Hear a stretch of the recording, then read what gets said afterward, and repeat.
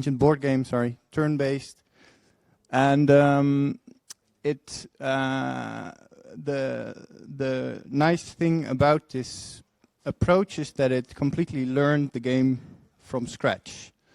It beat the world champion in 2016, and after that game, after that program, they tried to generalize the algorithm and wrote a new version called Alpha Zero, which was produced as a preliminary paper that was able to was able to play Go very well, chess, and a Japanese game called shogi. And when it was able to play chess well, it interested me and some others to start working on a software program that would implement this work from this preliminary paper, which we called Leela Chess Zero, which was started in 2018. Now, it was forked from Leela Zero, which was work done by a guy called Giancarlo, and he wrote it for Go. So our version works for chess, that is. So yeah, just a bit of game theory, I guess. In the case of a turn-based game, the best way to, or the most optimal way to compute a solution is to fully compute the full game tree. So in the case of tic-tac-toe, you can see the empty state at the top. That's the empty board, the start position. And then you can compute all the first positions for the first player, then the second positions for the second player from those first positions, and so on and so forth, until you reach some terminal node, which is either a loss for you, a draw, or a win. So for tic-tac-toe, this is still feasible to fully compute in modern hardware. It's about 9 faculty states. So, but for chess or Go, this is completely untractable. So what you need to do as a traditional chess engine is to determine somewhere halfway the tree how good a certain position is. And the way they would do it is just by encoding a lot of heuristics and rules. So determining how many pieces you have versus the opponent, how many free spaces do you have versus the opponent. From that you can sort of compute an estimate of how well your state is in the current position. It is not perfect, but it's built upon centuries of work from many grandmasters that play chess, or in the case of Go, thousands of years of knowledge from the game of Go. So it's basically, while still very impressive, it depends heavily on the human knowledge that we gained over the years. So the beautiful thing of the Alpha Zero project, or Leela Chess Zero, its open source version, is that it only requires the rules of the game. So it needs to know how do you transition from one state to the next. So what are the legal moves in a certain state, and how do you go to that state? And by only giving it the rules of the game and how you can win or lose by doing a checkmate, it will play against itself and iteratively improve its knowledge on how to play the game well. It will try to basically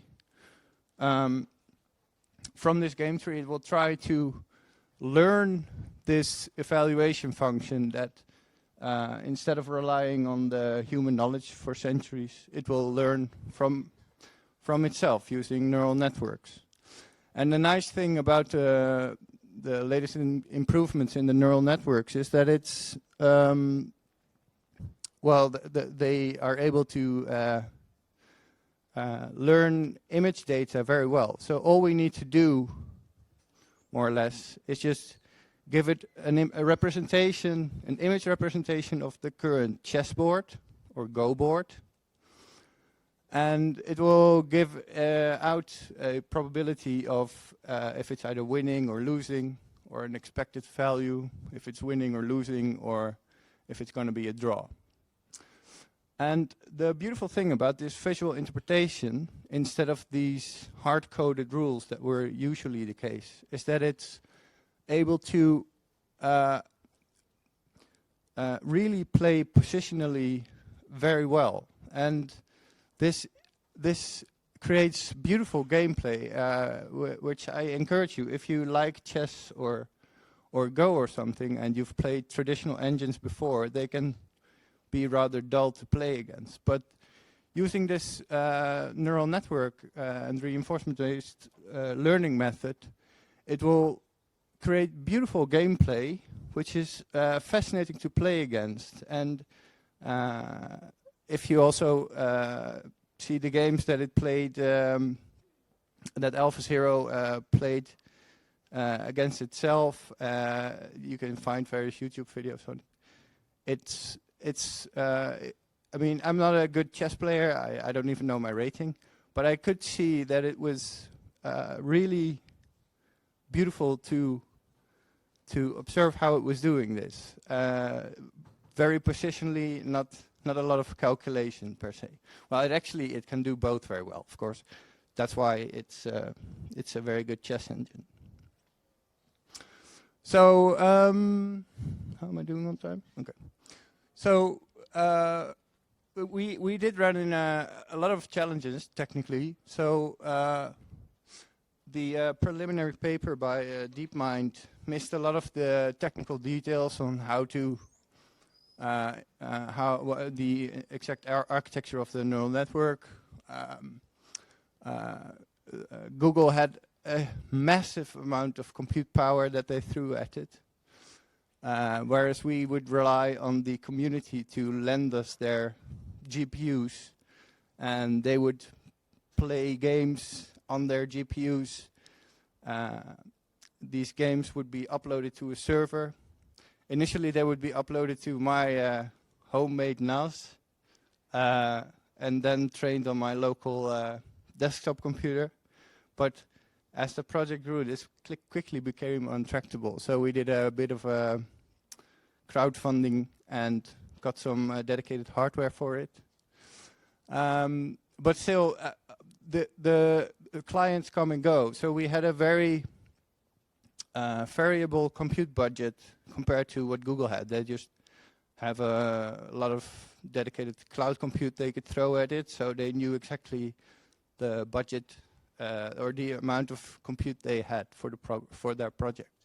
For us, it could, I don't know, when we started, it was, I don't know, 10,000 games per day. We would train a new neural network on for the next iteration. But then, as the project grew, I imagined, hopefully we'll get to 60,000 games per day one day. That would be great. And then people started to activate their supercomputers from universities. And at some point, some guy donated $50,000 to cloud computing, at which point we were at 2 million games per day, which was interesting for the backend stuff we wrote in order to feed in these gameplay data to train the new neural networks on our GPUs. So yeah, that was a lot of interesting challenges. So yeah, so just as a somewhat of a plug, we're always looking for contributors. So if you're a developer or you want to help, if you're cold and you want to warm up your room, use your GPU. If you're well aware of chess, if you're interested in chess, and if you know how to compute ELO estimates, you can also help in that regard. We have a Discord location, which is very active. You can join there. The project itself is on GitHub. Yeah, so the top 2 links are for the downloading of the client. You can also find it on GitHub. It's all pre-compiled if you're a Windows user, and if you're into Linux, there's also a pre-compiled binary, I believe. But you can also just compile it yourself. It's C++ 14, and it works very well. So yeah, thanks to a lot of people. One more funny thing I'd like to note is that in 2018 November, the core developers got an email from the manager of Fabiano Caruana, who was challenging the world chess champion, Magnus Carlsen. And we were invited to join there, which was a very nice experience. He was actually using or investigating Leela Chess Zero as a way to train his skills, to improve his skills. And yeah, it was a lot of fun to be there. So I guess that's about it. That's what I got. If there are any questions, let me know.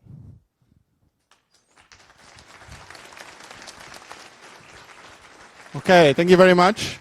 I think we have time for 1 or 2 questions. Anyone with a burning question here? Often in the end game, somehow it takes very convoluted paths to winning. Sometimes Leela Zero in the end game takes very convoluted paths to winning?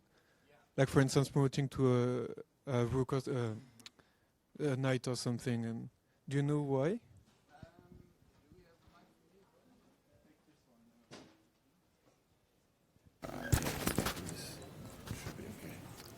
So that's true. We don't have a clear answer yet, but at this event, Demis Lesabis from DeepMind was there as well, and he said that their version Alpha Zero did not experience any problems with this. So we're still kind of struggling. What we've now done is basically as soon as the user data, the game data, is uploaded to our server. We replay the end game using table bases in order to improve the final data, but it does help, but it's not very elegant. In a way, I'd like it to be fully from scratch and not using this table-based data, but it sort of works, but it's still a mystery. We're still looking into that. Yeah. Any more questions?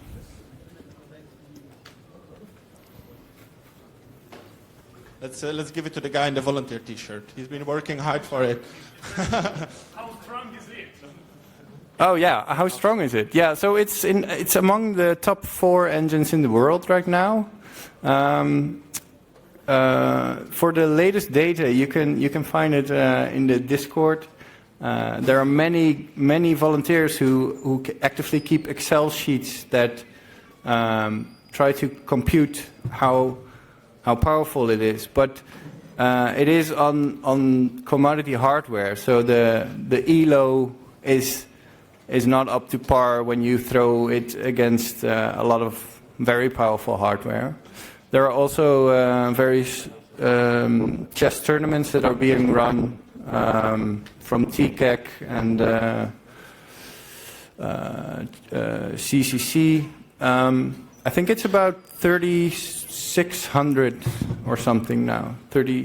But it's not a very. I cannot give a very accurate answer there. It really depends on the hardware. Okay, I think we're out of time. Thank you very much, Volker.